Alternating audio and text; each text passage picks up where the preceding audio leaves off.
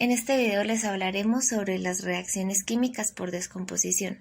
Para esto, primero debemos tener claro qué es una reacción química.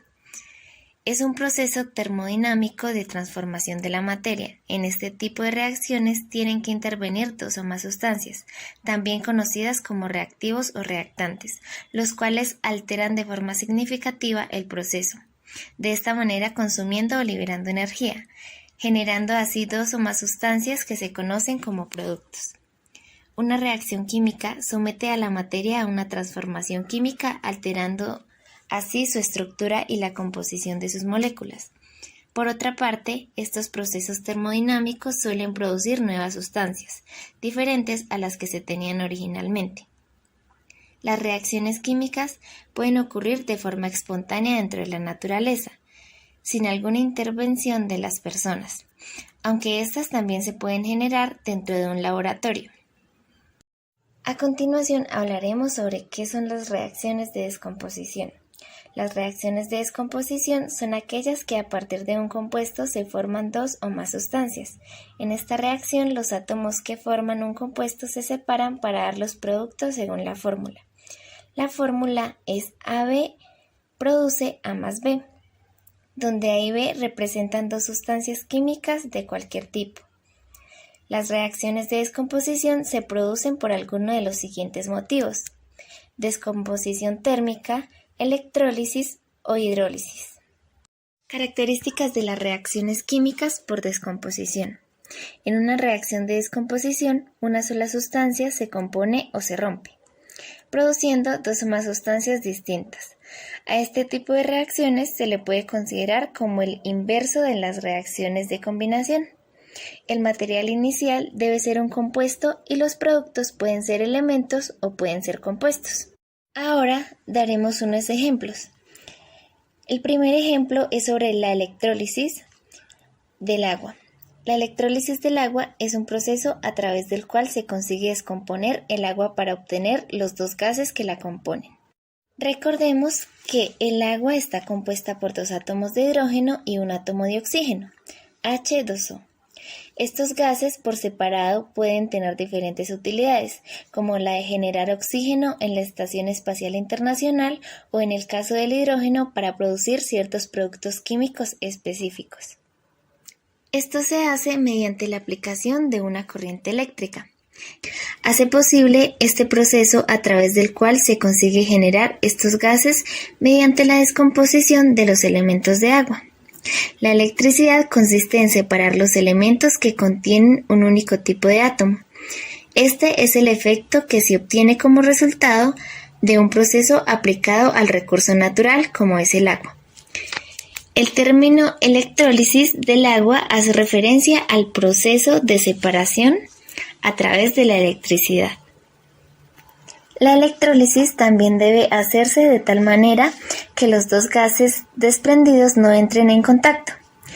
De lo contrario, producirán una mezcla peligrosamente explosiva, ya que el oxígeno y el hidrógeno se encuentran en proporción estequiométrica.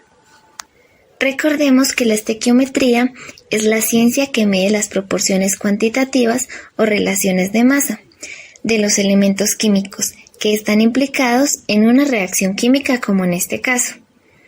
Ahora haremos el ejercicio sobre la descomposición de agua o electrólisis.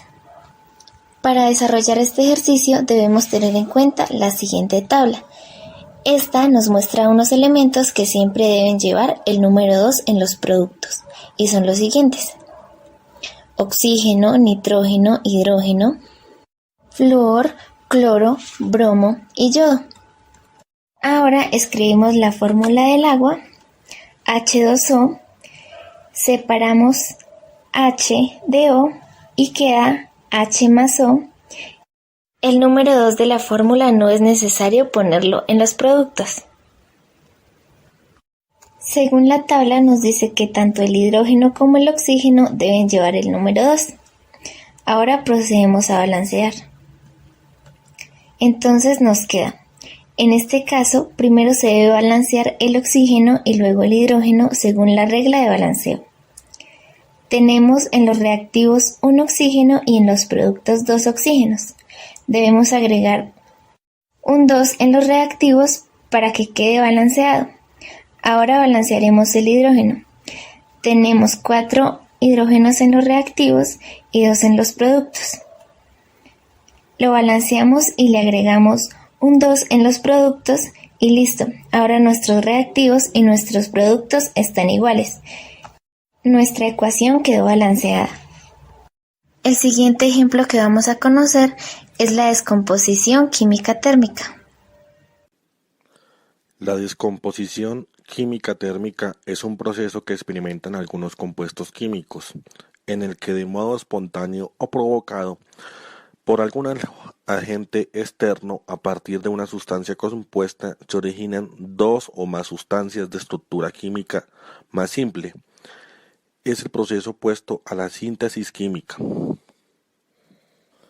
La descomposición química es con una reacción química no deseada, pues la estabilidad de un compuesto es siempre limitada cuando se les pone a condiciones ambientales extremas como el calor, la electricidad, las radiaciones, la humedad o ciertos compuestos químicos como lo son los ácidos y oxidantes. Los casos más frecuentes de descomposición son la descomposición térmica o termólisis, la electrólisis y la hidrólisis. La descomposición química total de un compuesto origina los elementos que lo constituyen. Cuando el agua se calienta a más de 2000 grados centígrados, un pequeño porcentaje se descompondrá en OH, o sea, oxígeno monoatómico, hidrógeno monoatómico, O2 y H2. El compuesto con la temperatura de descomposición más alta conocida es el monóxido de carbono, donde A es igual a 3800 grados centígrados, que son iguales a 7000 grados Fahrenheit. Este es el ejemplo más típico en ingeniería ambiental de una descomposición química térmica. La descomposición térmica o termólisis es una descomposición química causada por el calor. La temperatura de descomposición de una sustancia es la temperatura a la que la sustancia se descompone químicamente. La reacción suele ser endotérmica, ya que se requiere de calor para romper los enlaces químicos.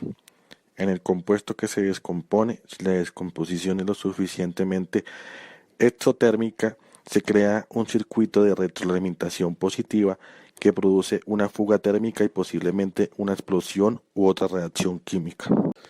Entre los ejemplos más claros que podemos encontrar de descomposición térmica está la descomposición de nitratos, nitritos y compuestos de amonio. Por ejemplo, el dicromato de amonio al calentar se produce de nitrógeno, agua y oxígeno de cromo 3. El nitrato de amonio al calentarlo fuerte produce óxido de dinitrógeno, o también conocido como gas de la risa. El nitrato de amonio al calentar produce nitrógeno gaseoso y agua. La ácida de bario al calentar produce bario metálico y nitrógeno gaseoso. La ácida de sodio al calentar a 300 grados centígrados da nitrógeno y sodio. El nitrato de sodio al calentarse produce nitrato de sodio y gas de oxígeno.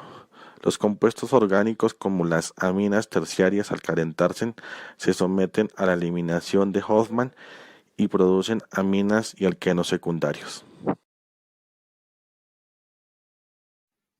Bueno, literalmente significa destrucción, descomposición o alteración de una sustancia química por el agua.